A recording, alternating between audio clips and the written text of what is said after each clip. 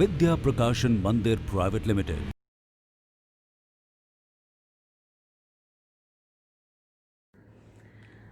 आज आप मुझे सोचकर बताइए कि आपको कौन सा खेल सबसे ज़्यादा पसंद है। कोई ना कोई खेल तो आप अवश्य खेलते होंगे, और अगर नहीं खेलते तो खेलना चाहिए, क्योंकि जो खेलों को अपने जीवन का एक आवश्यक अंग नहीं बनाते तो वो बहुत कुछ सीखने से वंचित रह जाते हैं। खेल हमें मिलकर रहना सिखाते हैं। खेल हमें छोटी बड़ी परेशानियों का सामना करना सिखाते हैं। खेलों से हमें आगे बढ़ने की लगन आती है हमारे अंदर, और बहुत सारी बातें हैं जो खेल खेल में हम सीख पाते हैं। तो आज मैं चित्रा बंसल, आपकी हिंदी की अध्यापिका, आपको आपकी हिंदी के पुस्तक उल्लास का जो पाठ पढ़ाने वाली हूँ वो क्रिकेट के खेल पर आधारित है।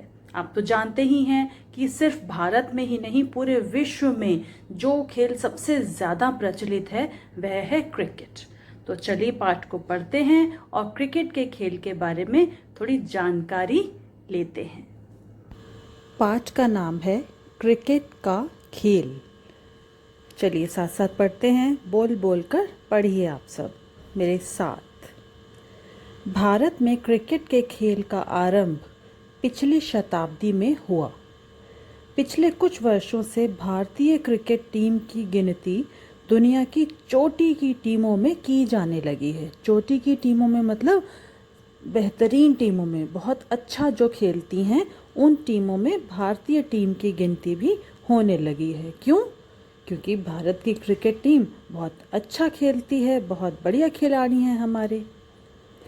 यह खेल दो टीमों के बीच खेला जाता है और हर टीम में 11 खिलाड़ी होते हैं। क्रिकेट के ग्राउंड पर घास लगी होती है।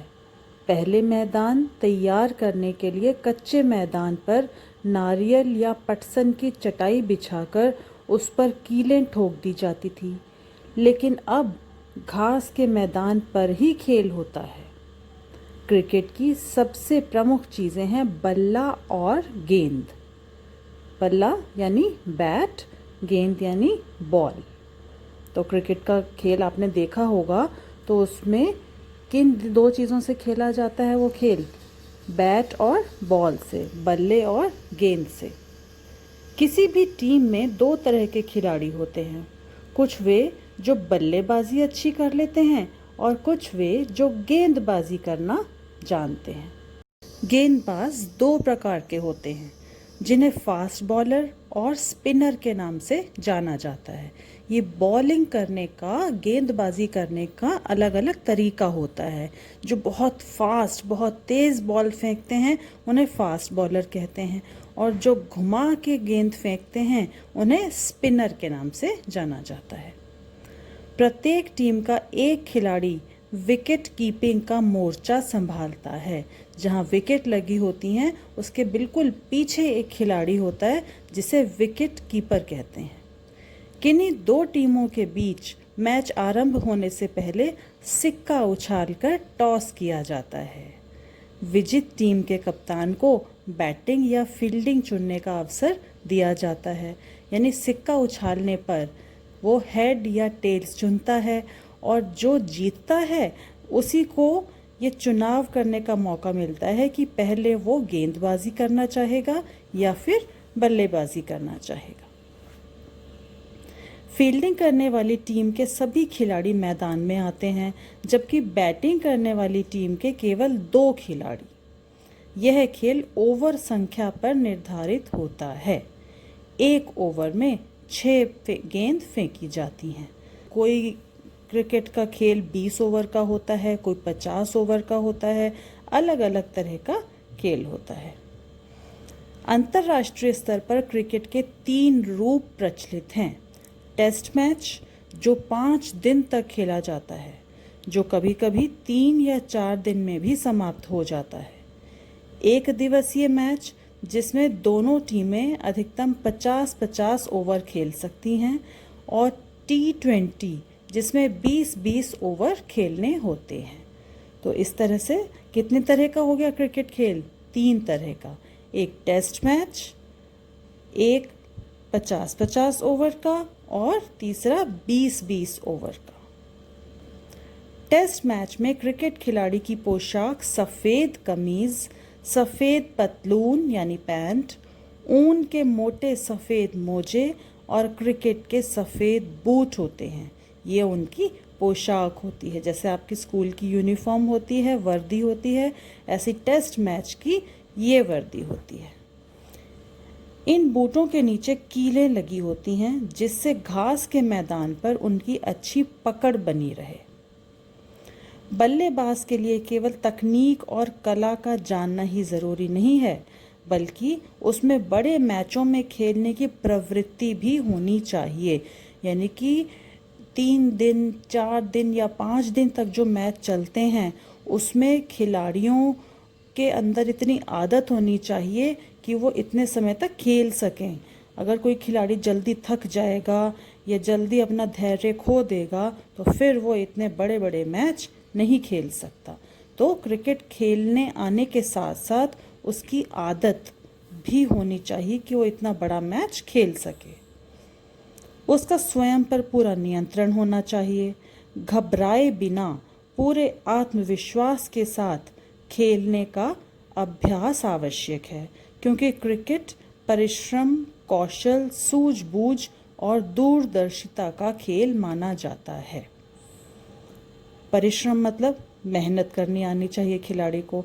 कौशल मतलब उसके अंदर क्रिकेट को खेलने का कौशल, योग्यता तो होनी ही चाहिए। सूझबूझ मतलब समझदारी कि किस समय क्या निर्णय लेना है। मान लीजिए बल्लेबाज ने गेंद फेंकी तो उस समय आपको भागकर रन लेना है या नहीं लेना है, उस गेंद को छोड़ देना है या बैट से उसको घुमा देना है। तो ये सब सूझबूझ कर होनी चाहिए।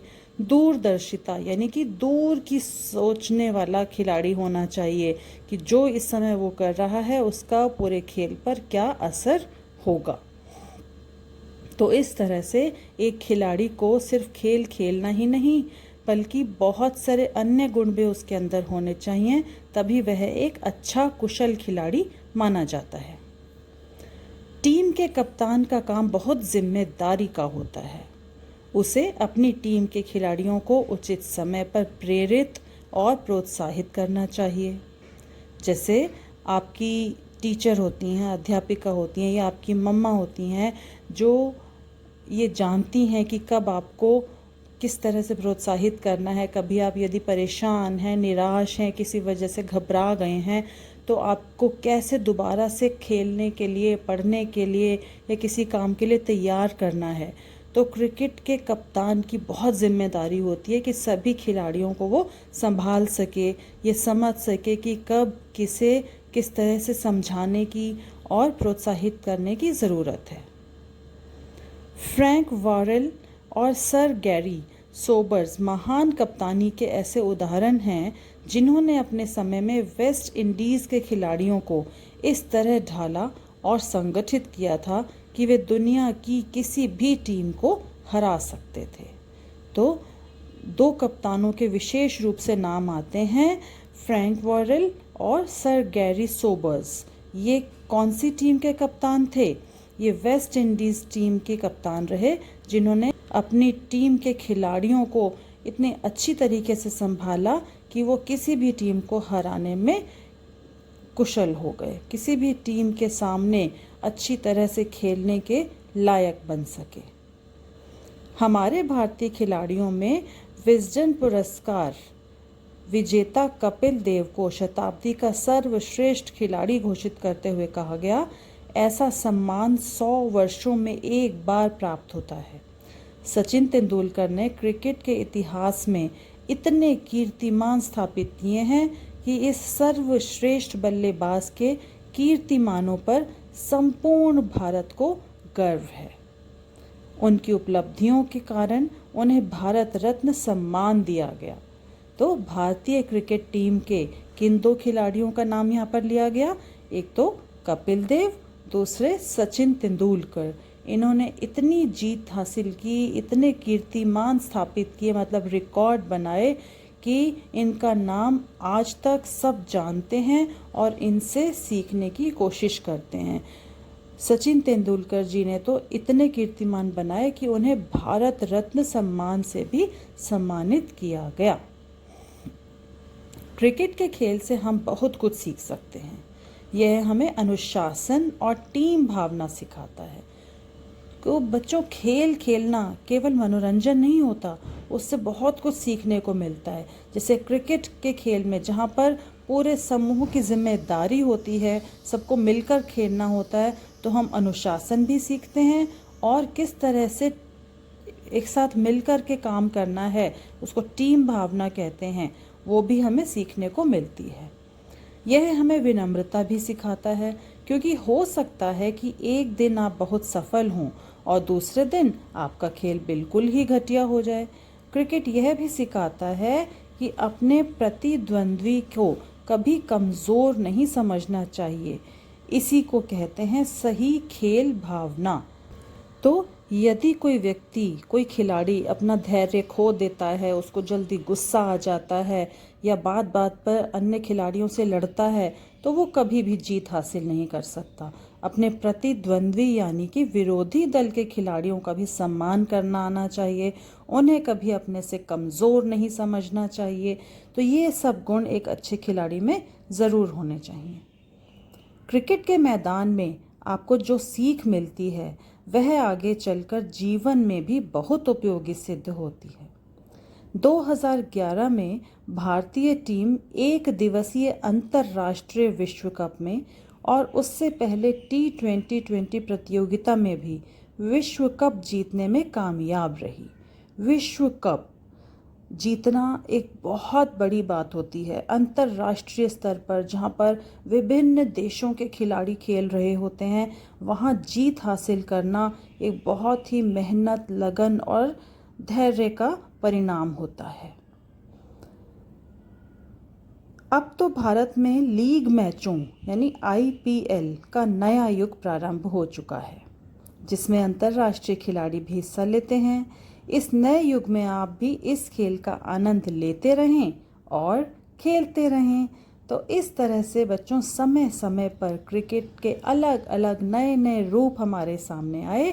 तो देखा बच्चों कि जिस तरह से खेल में जीतने के लिए हिम्मत, धैर्य और साहस की ज़रूरत होती है, उसी तरह से जीवन के खेल में भी आगे बढ़ने के लिए, जीत हासिल करने के लिए, सफल होने के लिए धैर्य की, अनुशासन की और साहस की ज़रूरत होती है। विद्या प्रकाशन मंदिर प्राइवेट लिमिटेड।